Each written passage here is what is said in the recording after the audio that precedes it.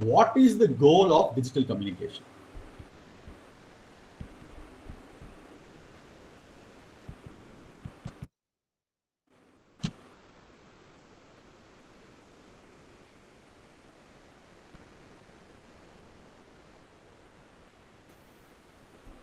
Okay.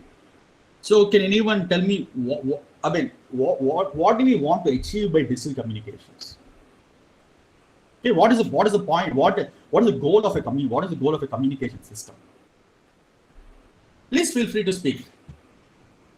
Effectively transmit the message from this transmitter to receiver. Yes. Okay. So what you are telling is essentially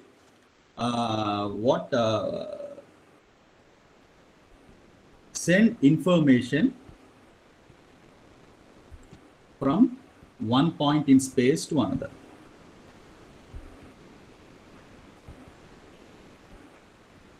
Okay. So this is one way of thinking about digital communication. So transmitting information from one physical location to another physical location is one way of sending information. Actually, digital communication a little bit more. You can also think of information being transmitted in the same place across time. For example, if you have a hard drive, you're storing your information in the hard drive and retrieving it at some other point in time. Okay, so it's no need of being just space. You can also say space and time. Okay? Both of them digital communication deals with. Okay, so the goal of digital communication is to send information reliably. Just not only sending information, but you have to send it in a way so that it can be you can be 100% sure that the same information that you want. Okay, so reliable transfer of information from one point in either space or time to another. Okay, so generally when we think about cellular systems and other things, we talk about transmitting information across space because different locations you want to transmit information. But there are certain groups, for example, storage on your hard drive, storage on your SSD drives, which talk about transmission of information in time. Okay, but anyway, we'll not worry about that. I'm just telling you that's also one thing. Okay, so the question is, how do we do this? Okay, so what I'm going to now do is I'm going to draw a very, very high level block diagram of what is going to be there in a communication system. Okay, so this block diagram comes from this seminal work of Dr. Shannon. I hope most of you know who Shannon is. Most of you must have heard of Shannon's theorem. So this block diagram has a lot of deep meaning to it. So I'm just going to draw that and then let's discuss from that point. Okay. So you have some message that you want to transmit. You map that into bits. Okay, you map that into some bits. Bits means 0, 1. Okay, bits are 0 and 1. Okay, you map it a sequence of bits. Then you take these bits and let's pass it through you pass it through something called as a modulator. I will go into depth with this modulator later, but first you pass something to modulator. So essentially, modulator, what does it do? It takes your bits, which are still logical zeros and ones. They don't mean anything in terms of electricity or voltages or currents. They're just zeros and ones logically. Then this modulator converts this into electrical signals, which you pass it through your medium. Okay, the medium is generally called as channel. Okay, for example, this can be a wired medium, this can be a wireless medium, this can be a magnetic tape medium. Whatever it is, we just call it a channel. Okay. So on the receiver side, what do? You have something called a demodulator.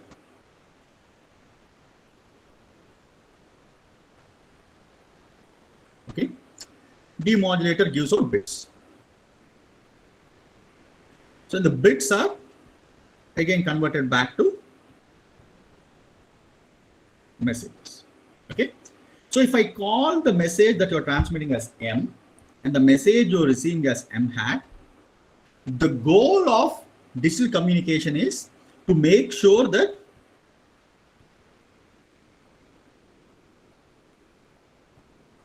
M is equal to M hat. Okay, most of the times.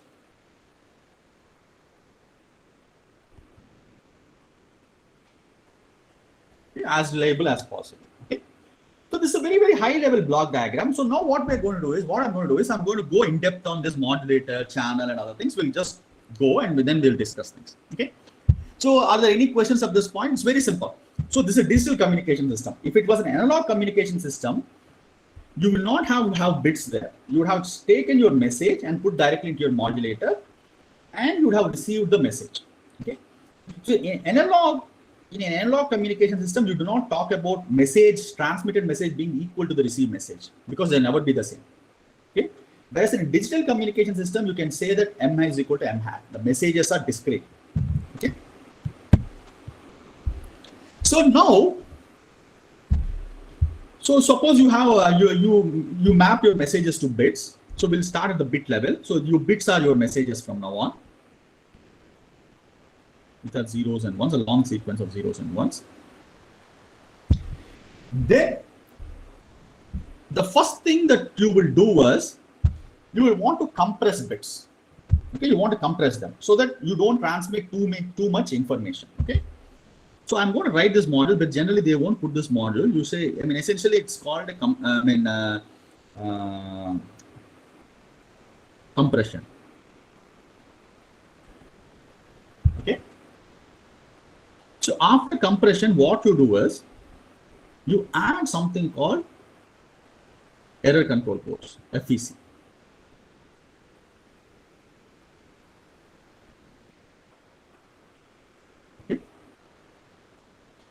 So we understood what is compression. What does compression do? I mean, all of us have used zip kind of compressions most of the times. We also looked at MP3 compression and other things. Okay. So compression, what does it do? Compression removes redundancy in your bit sequence. Okay, so you have a long set of bit sequence. What does compression do? Compression tries to reduce the redundancy and tries to decrease the amount of information that you transmit. Okay. So that is what compression is. What does error control code do? So when we transmit information in a channel, okay, so when we transmit information, suppose we transmit information in a channel, we're transmitting 1. Okay, so that output of the demodulator and other things, you again get back bits. So there's a probability that this one might be 1, or the 1 might get flipped to 0. Okay, similarly, when you transmit 0, there's a probability that 0 is still retained as 0. And you can flip over as 1. Okay, there's some probabilities. Okay, that's what I mean. Channel introduces noise. We're going to look at that in a minute. So because of this impairments and other things, what happens? Your information is going to get corrupted. Okay, so the job of error control code is to make sure that you can recover even if there are errors in the channel decoding. Okay, so for example, one of the most simplest error control code is called the repetition code. Okay. What this means is, see. So let's take a simple example. Okay. Suppose the probability of 1 going to 1 being 1. This is the TX, this is the RX, is 0.9. So at 90% of the time you will get 1 as 1. 10% of the time 1 becomes 0. Similarly, 0 becomes 1 10% of the time. And 90% of the time 0 becomes 0. 0 still remains as 0. Okay. So suppose I want to transmit 1 bit of information, which is 1. So, I mean, example, repetition code, just I'm going to give you this an example. Suppose only 1 bit of information you want to transmit is to be transmitted. Okay. So suppose, and that by bit of information, let's assume is 1. So if I transmit 1, what is my probability of error? Can anyone tell me? What is my probability of error? It will be 0.1, correct? Okay. So instead of that, what I'm going to do is, I'm going to transmit 1 3 times. If I have to transmit 1, I will transmit 3 times. If I have to transmit 0, I'll transmit 3 times. Okay. And the receiver, what will I do? I will look at something called majority decoding. Essentially, I look at the number of ones I obtain. If the number of ones is more than 2, if the number of ones is more than 2, I declare it as 1. If the number of zeros is more than 2, I will declare it as 0. Suppose I do that. Can anyone tell me what may probability of error be? Will it be at least less than 0.1? 0.001. It will be of the order of 0.00. It's not exactly 0.001. It will be less than 0.001. Okay. So essentially, it's easier to compute probability of correct detection.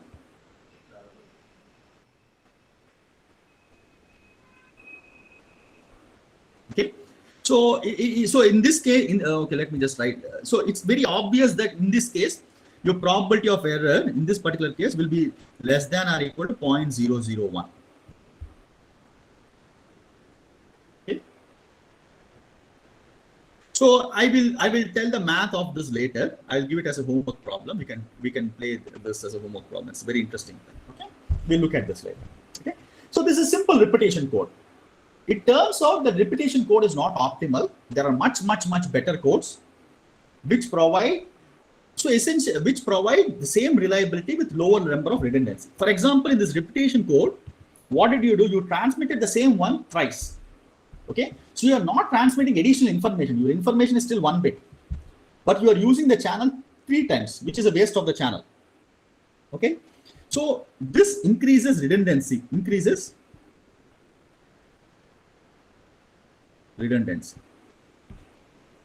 Okay, that's what you should keep in mind. So this is also called FEC, forward error correction code. FEC. Okay.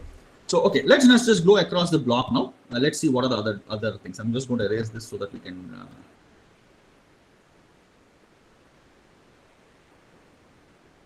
Okay.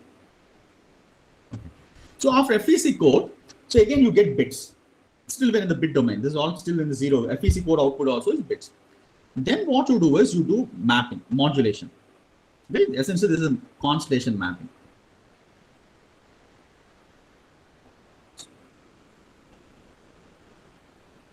Okay. So what is a constellation map? We'll go and get to the constellation in a minute, but what is a constellation map? This is the first time in which you convert your zeros and ones to electrical signals. Essentially, effectively, you convert your zeros and ones to real numbers. Okay. A simple constellation that most of you know is QPSK or BPSK. Let's take BPSK. Okay, let's take BPSK. In BPSK, what do? You map 0 to -1 voltage and 1 bit 1 to some plus voltage. Yeah, I'm just giving a 1 and -1, but you can, instead of that, you can say it maps to plus A minus A. Plus A minus A. Okay. So 0 is mapped to plus A and 1 is mapped to minus A. Okay. So similarly, there are multiple other constellations. BPSK is one. You have 4 QAM. You have 16 QAM. So many constellations are there. I'm just giving some examples. Okay, we will see these things in a little bit. So this is what constellation does. So after constellation, okay. So okay, so let's also do 4 QAM so that it's. I want to tell you something else. If you look at 4 QAM,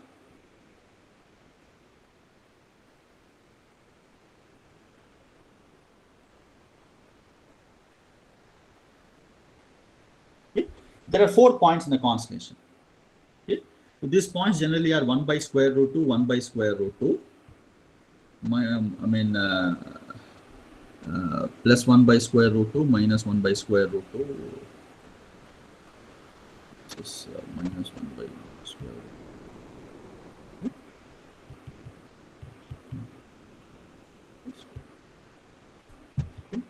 So the reason I'm putting 1 by square root 2, 1 by square root 2 is that the energy in this constellation is 1. Okay, so there are 4 points in this constellation. Okay, these are the 4 points in the constellation. Okay.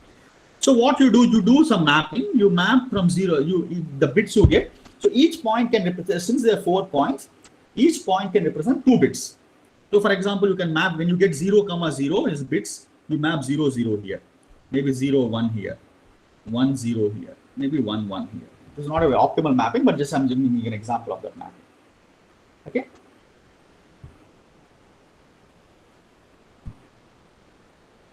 So in this case, you see that the outputs are two voltages. One is the in-phase voltage and one is the quadrature wave. These are two dimensions, no? 1 by square root 2 and 1 minus 1. I mean, so for example, if you get 0, 0 bits, here there is a sequence of bits. The sequence of bits coming, you pick out 2 bits and map it to this.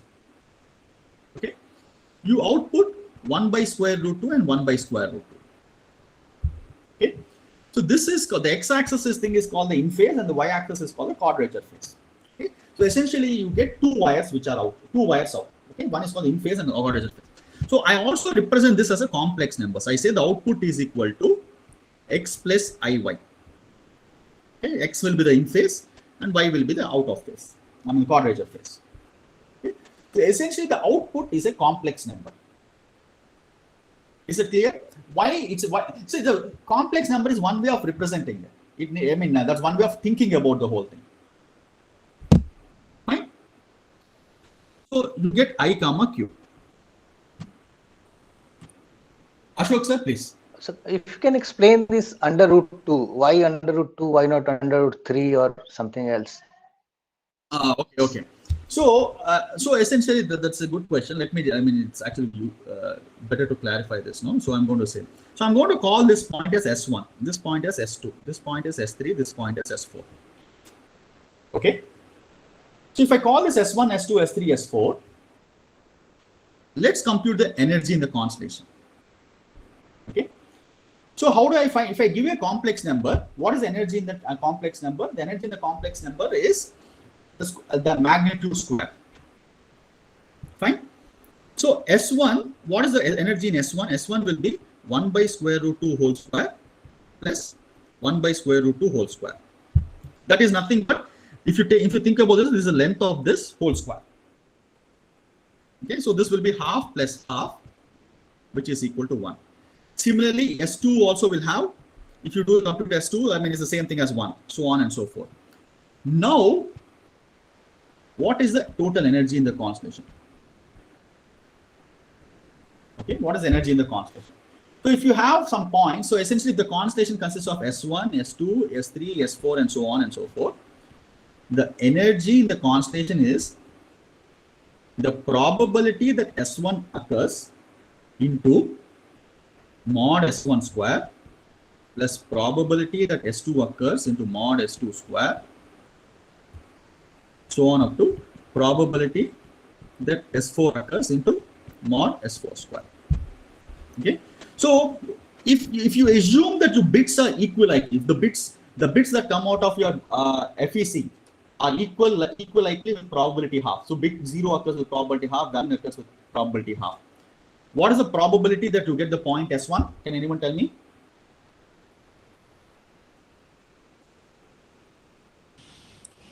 25%, sir.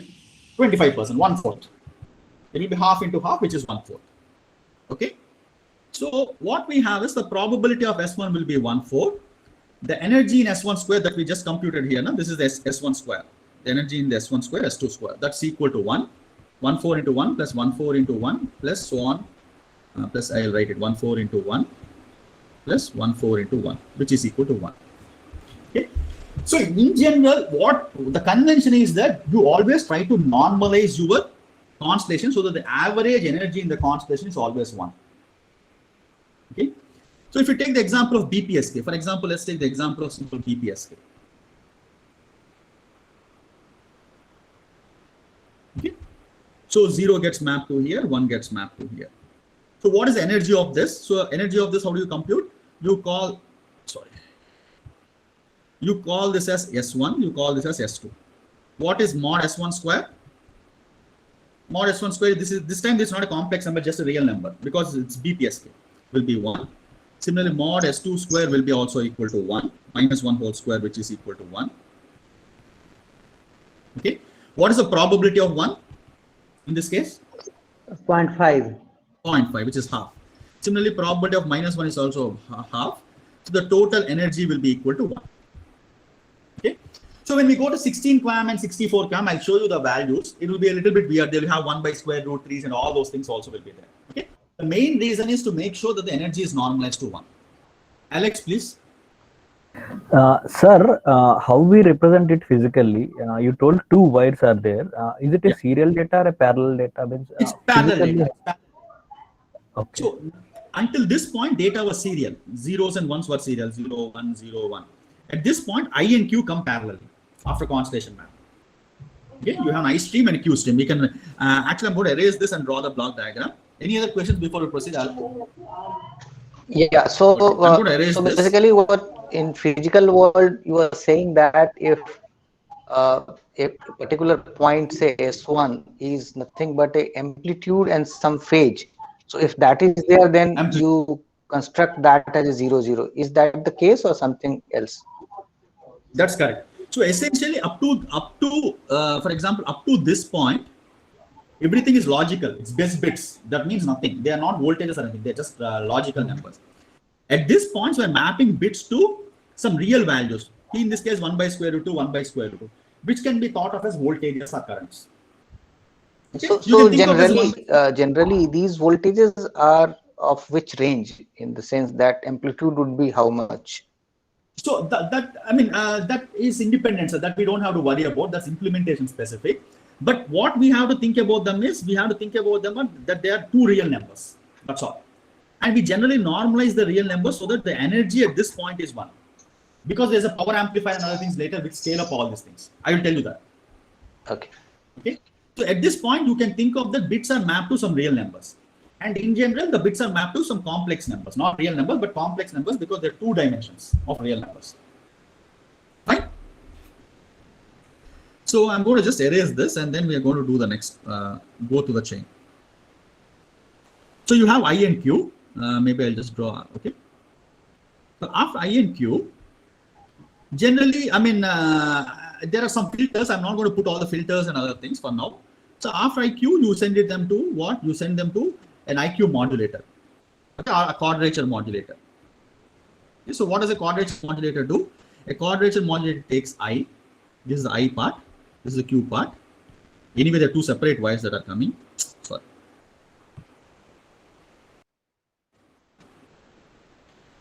The 2 separate wires that are coming. Then what will it do? Sorry.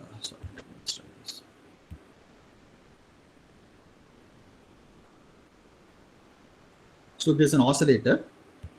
Maybe just 1 minute. Let me just draw this properly.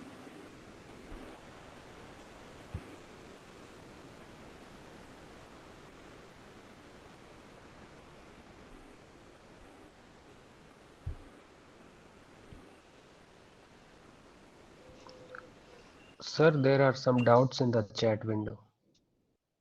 Yeah, I'm just 1 minute.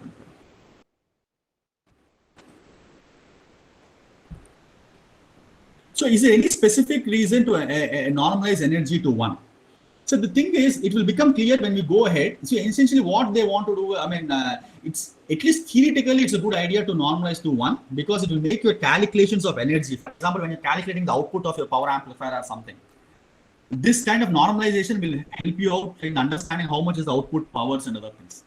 Okay, there's no, it's practically you do not normalize, but when we do the math and all that, it's easier to think of your constellations always normalized to 1. Even for example, your standards also will tell you to normalize to 1. Okay, why do we assume all possibilities to be equiprobable? Okay, that's a very, very good question. So what does your FEC do is, so essentially we make that assumption that the output of your FEC bits are equiprobable. Okay, that's an assumption. Actually, it's not very true, but it's very true with very, very high probability. It's true with very high probability. Okay, so the output of your compressor, if your compression is very good, will always be, the bits will be always be equiprobable. But the output of your FEC need not be equiprobable, but we generally make the assumption that they are equiprobable. The probability distribution will be very, very slightly skewed. Okay, so in general, we can assume that the bits are equiprobable. Once the bits are equiprobable, the constellation points become equiprobable, because you are choosing the constellation points based on a sequence of bits. For example, 4 QAM, you choose 2 bits and get your constellation. Okay. So this is your typical quadrature modulator. Okay, where you have so this is the IQ is the baseband signal. IQ is also called the baseband signal.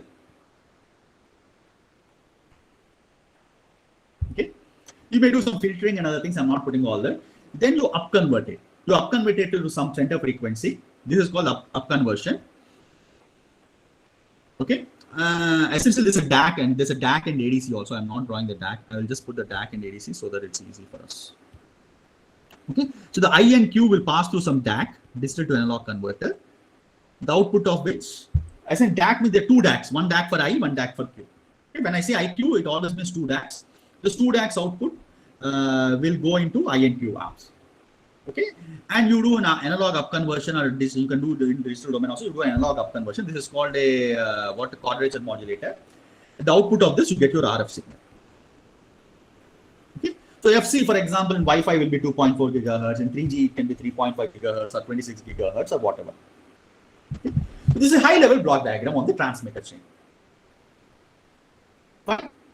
And at this point, you put your amplifier, you put your power amplifier, and then you put your antenna.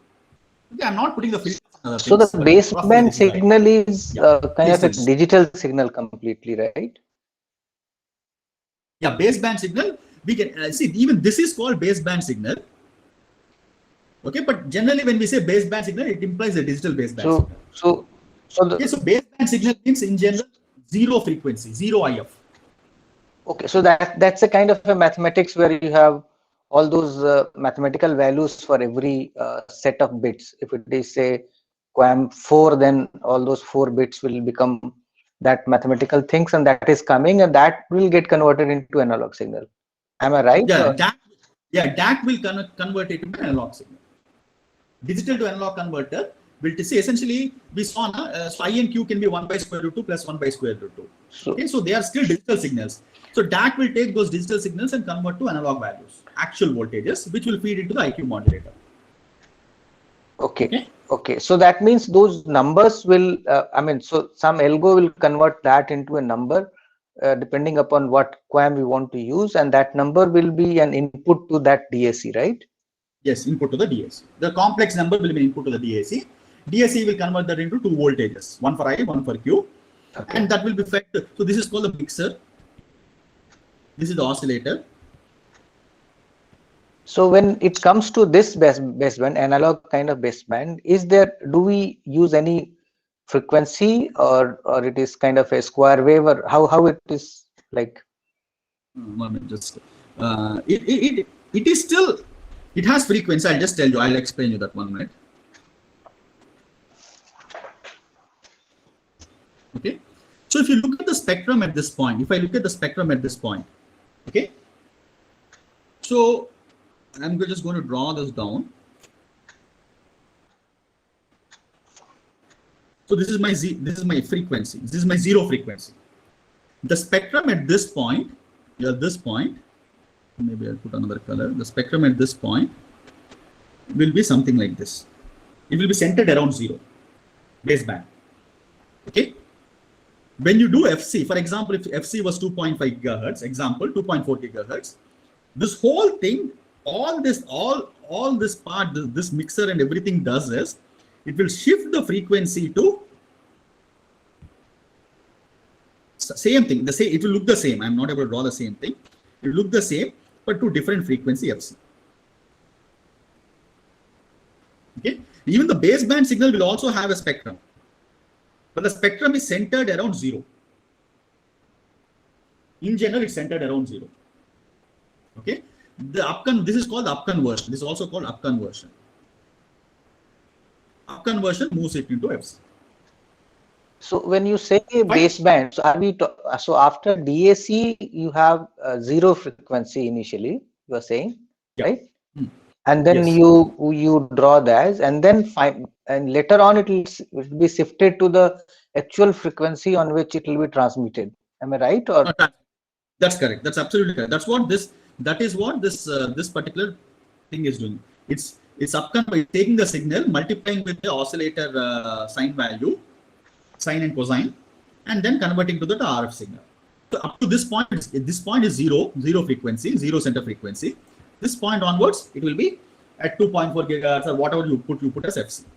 So basically, let me understand. Sorry, I would be disturbing you. So suppose I'm using a 4 QAM, and then I have two bits of information, right? So either 00 or 01 or whatever combination, and that is finally being converted as an amplitude and some phase, right?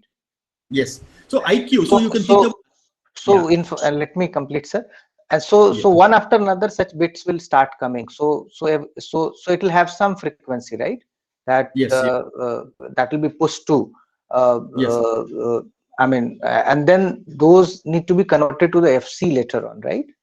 Yeah, that's what is connected to the FC. Yeah. Okay. So initially, the center frequency is 0, and those whatever frequency we use depending upon how fast we are trying to send the data, right? Or it is something else. So, no. So how fast we are trying to send the data is the bandwidth of the signal. So that is this. Okay. So Okay. DAC will have a sampling frequency. Okay. DAC will have a sampling frequency which determines your bandwidth. That is your bandwidth. Okay. Okay, it will tell. So at this point, baseband signal, there's no notion of time now. They're just digital signals coming one after another. The question is how much time is there in between them is decided by the DAC sampling frequency. That will determine your bandwidth. Okay.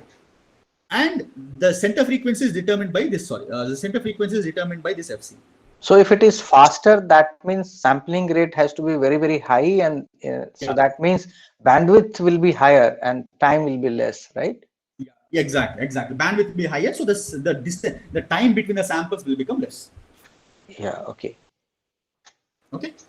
So let's just go forward. Okay, I'm just going to erase this a bit.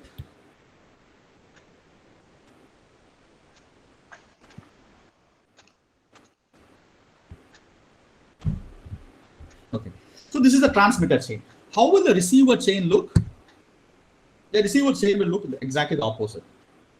We have the antenna, we have the low noise amplifier.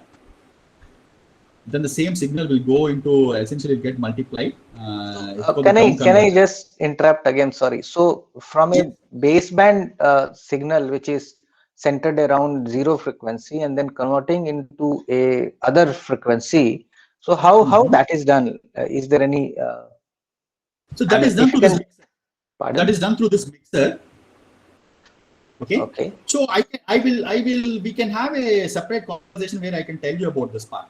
Actually, sir, this is what basically the concept of the modulation, that baseband frequency is converted to a higher frequency. Yeah. So this is called IQ modulator. This is also called as an IQ modulator also, if you want to.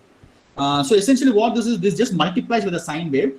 I can put some small write-up on the Google Classroom and put it up today. So that will explain you all these details on how to do this subconversion. Okay. So on the receiver side, what happens? You have the same oscillator that gets multiplied. There's a small low pass filter. You get your I, you get your Q. Then you do modulation, constellation DMAC. So at this point, there will be an ADC, analog to digital converter. Okay, this will be fed into demodulator. Okay, so what does the demodulator do? I'll just tell you an example of how a demodulator works. So suppose you're transmitting the QPSK. Okay, so these are the 4 constellation points. Each of them will have some bit representation. This is 0, 0, this is 1, 0, 0, 1, and 1, 1, for example. Okay. Suppose you receive a point like this. Because of noise, what will happen? You transmitted this point, but you received this. Okay, because of noise. So the question is, what do you do? How do you find out what you transmitted? Then what you do is you find the nearest point. Nearest point is this. For whatever you have received. Okay? Once you get the nearest point will correspond to 0, 0. Okay, so you output 0, 0 here. So here output will be bits. Okay? So these bits will go into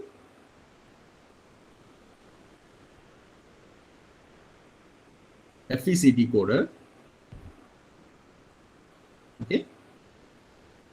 And after the output of FEC decoder, output of FEC decoder can go to decompression or something. This is your messages. Effectively, this is your message. Okay, it can go to decompressor or something. If you don't have a decompressor, it's just your message. Okay. Is this receiver chain clear? I mean, at least the high level, it's clear. Sir, what is LNA? Low noise amplifier.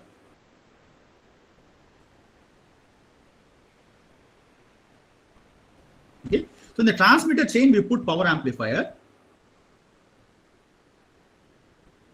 On the receiver side, we put low noise amplifier. Okay, because the receiver chain, you don't want to add too much noise to the receiver signal. Okay. Okay. Sir. So let's talk about noise. This is the correct time to talk about noise. Ganti sir, can I disturb you? Please, sir, please. Sir, here when after low noise amplifier, a complex number is coming, I and Q. No, in a low noise single. amplifier. No. Remember, at this point, it's a signal, just one real signal. RF signal is a real signal. Okay. I and Q are two parts which we are interpreting as complex. Okay. This we are interpreting as complex, but they're known. So essentially, what is the I is passing through this, Q is passing through this. They are upconverted. So essentially, let me just write up the equation, maybe it will become clear. So what you do is, if you have I of t, which is the maybe real I in phase part, you multiply cos 2 pi fct minus Q of the quadrature part.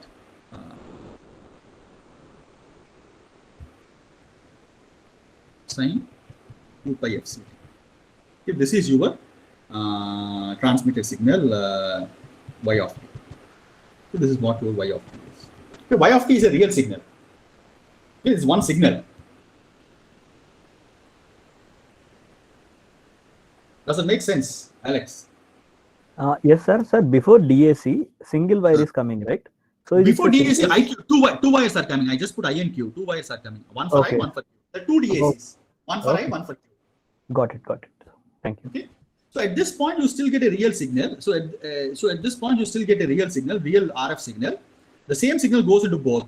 Okay, one multiplies with cos, one multiplies with sine, and then you pass through LPF. Automatically, I and Q comes. Sir, here just I want to ask you, sir, that in the receiver side, that your head modulator, that oscillator is there. Here you don't have the phase shift of 90 degrees. Yes, sir. I have. I'm not drawing that. I didn't draw that here. Okay. What you said is absolutely true. So there's a sine wave that goes here, and there's a 90-degree phase shift. Okay, thank you. Yeah, you are absolutely right. I mean, I just didn't draw that. I was a little bit lazy. Yeah. So what I'm going to do is I'm going to, since there's some interest in this particular part, I'm going to put a small write-up or PPT in the about the up conversion and down conversion also, so that things become more clear. Okay, just give me a day or so. I'll just do that and put it on the classroom. Okay. So, but from the high level, one thing the few things that I wanted to take in mind. So, baseband is a complex number. That's the first thing I want you to think about. Baseband is a complex number. You have bits which come out of your FEC. You map to modulation. The modulation output is complex number which you transmit. Okay, which you do an IQ modulator and transmit. Similarly, on the receive side, you get a baseband signal which is a complex number, I and Q. So you can think of a complex number as I and Q, or you can think of this. So in general, what you do, how do you write I plus I times Q? This is square root minus 1. Okay, this is how a complex number is, x plus IY. Okay. So where does noise, what is noise?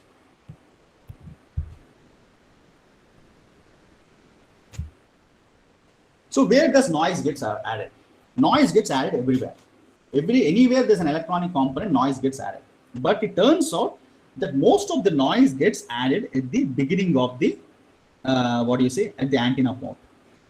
Okay, that's the fundamental place where noise gets added. Okay. So how much noise gets added? There's a formula called KT delta F. Okay. So what it means is K is something called the Boltzmann constant. I forget the number for the Boltzmann constant. Some 1.38 into 10 power minus 3. Let's not worry about that. Anyway, it doesn't make. T is the temperature, and delta F is your bandwidth. Okay. So in general, how we write it as, we write it in dBm. So the power of the noise get added in dBm is equal to minus 173.8 dBm plus 10 log 10 the frequency, the bandwidth in hertz. Okay, so this is the amount, this is the power of the noise that's get added into your system when you have a bandwidth. At least this much noise will get added. More than this can also get added if your electronics are good, but at least this much noise for sure will get added. If there is a 50 ohm resistor, this is the amount of noise that will surely get added. Okay, so if you look at this formula, it says that the noise that gets added is proportional to the temperature and the proportional to the bandwidth. So if you have a larger bandwidth signal, larger amount of noise gets added, because noise also is there for all the frequencies. So larger the amount of bandwidth you have, larger amount of noise gets added. For example, if you think about a 20 megahertz signal, 20 megahertz signal, okay, which is typically your Wi-Fi, the amount of noise that gets added is minus 101 dBm. This is your noise floor. This is also called noise floor. Okay, for a 80 megahertz signal, it is minus 95. And you can see now for 1 gigahertz signal, 1 gigahertz, this is bandwidth. This is not the center frequency, it's just the bandwidth. 1 gigahertz bandwidth, you get minus 84 dBm. Okay, so just remember these numbers. So I mean, I think it's important that we have an understanding of this formula. Let's not worry about how we derive this formula and other things that's there in physics. So from our side, if the amount of noise that get added, it depends on is proportional to the bandwidth. The amount of noise that get added is proportional to the bandwidth. I'm just going to take 5 more minutes. So you have taken the temperature as some fixed value. Fixed value, so 26 degrees, 300 Kelvin. 300 Kelvin, yeah. Thank you. So these computes are for 300 Kelvin. So this is for 300 Kelvin. I think approximately 26. Are you talking about thermal noise? This is thermal noise. This is thermal noise. Okay. This is also called additive white Gaussian. I'll tell you why this in a minute. Okay, that's what we are going to do now. Okay. So let's not worry about the physics of this at this moment. Okay. So now what I want to do is I want to introduce a simple model. Okay? So now you have a transmitter like this, you have a receiver like this. Okay. See, if I start bothering about what happens in the electronics and all this, I mean, I will not be able to do any baseband processing or baseband algorithm. So what I do is I abstract it out. What I do is I don't worry about what happens from this point. Okay. Similarly, I don't worry about what happens at this point, up to this point. I abstract it out. What I say is, I write something like this. I do something like this. Very simple thing. I have my bits. I have my modulator. Okay, I have my modulator. At this point, I get INQ now. The INQ I get. I'm going to write it like fat. Okay? On the receiver side, after the ADC, what do I get? I get INQ.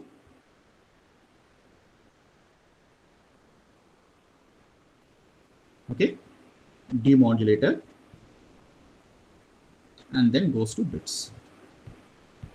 Okay, so essentially this is message M. This is my message M hat. What I do is the first simplest channel that we are talking about is called 80 white Gaussian noise. Effectively, what we say is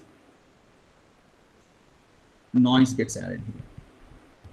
Okay, so instead of worrying about what happens in the RF and other things, we make a simple model. This is the most important model. We make a simple model. We say that I am not worried about what happens in the RF and other things. I don't care, because anyway there's an up converter in the transmitter, there's a down converter in the receiver, and these two cancel each other. Effectively, what happens is noise gets added. Okay, so this is also a complex noise. Because you have INQ, which is a complex number, you add complex noise. So this model is called additive white Gaussian AWGN model. Okay, it's represented as Y is equal to X plus N. Y, X, and N are complex numbers. Okay, so X represents the output of your modulator, which is, can be BPSK, QPSK, 6 into M or something. Y represents the input to your demodulator, which is a corrupted version of what you transmitted here. So this is your X, this is your Y. N is modeled as a Gaussian noise. What that means is N has two components. N is equal to Ni plus NQ, a complex number. Ni is Gaussian distributed. It's Gaussian distributed with mean 0 and variance sigma square by 2. NQ is also a Gaussian noise which is distributed with 0 mean and sigma square by 2. And sigma square is nothing but KT delta F. Okay, in dBm or dB or whatever you want. Okay, so I'll stop at this point. There's too much to understand. So think about this particular model. I may go to come again next class. In the next class, what we are going to do is I'm going to tell you how do we use this AWGN model to obtain bit error rate curves. How do we simulate this AWGN model and obtain bit error rate curves? Okay. So any questions, or we can conclude the class today. This is VK Roy, Professor. Good morning. Good morning, sir. Please, sir. Actually, this question is related to the measurement aspects of the noise. Whenever we increase the resolution bandwidth of a measuring instrument of any signal, that means the noise floor, the white noise, that will increase automatically in proportion with the bandwidth, I think. Yes, that's the KT delta F. Yeah. So actually, I was thinking about the measurement of EMF, in that the floor noise increases always when we increase the resolution bandwidth. Thank you, Professor. Thank you. Yes, that's because of this delta F. Yeah, Yeah. that's what happens. Certainly. Thank you. I also have some general question, not about the content of the class. The document which you have put, it's opening in the browser. Can it be downloaded, or one has to read only onto the browser? That is one. No, Secondly, the